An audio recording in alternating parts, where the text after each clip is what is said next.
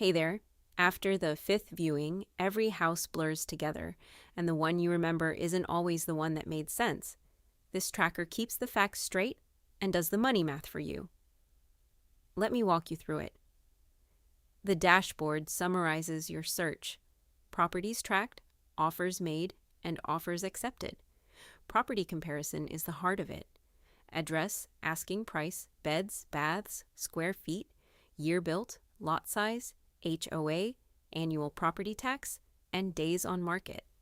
Every house on one row, so you're comparing rather than remembering. The mortgage calculator takes purchase price and down payment and works out what you'd actually pay each month. Closing costs is the tab that stops the nasty surprise.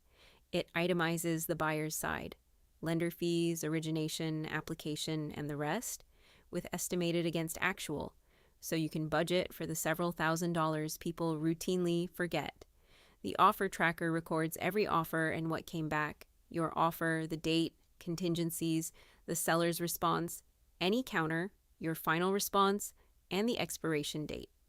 The inspection checklist walks the house by category with condition, estimated repair cost, and priority, which turns an inspection report into a negotiating position.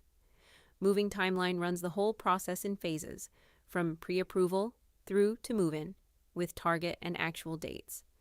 Budget Reality Check works from your monthly gross income to a maximum home budget, never mean the honest number, which is often below what a lender will approve you for. Open House Notes is the quick capture tab for viewings: first impression out of 10, pros, cons, and the agent's details, while it's fresh. And the document checklist tracks the paperwork the lender will ask for: pay stubs, W-2s, and the rest, with what you've submitted and when.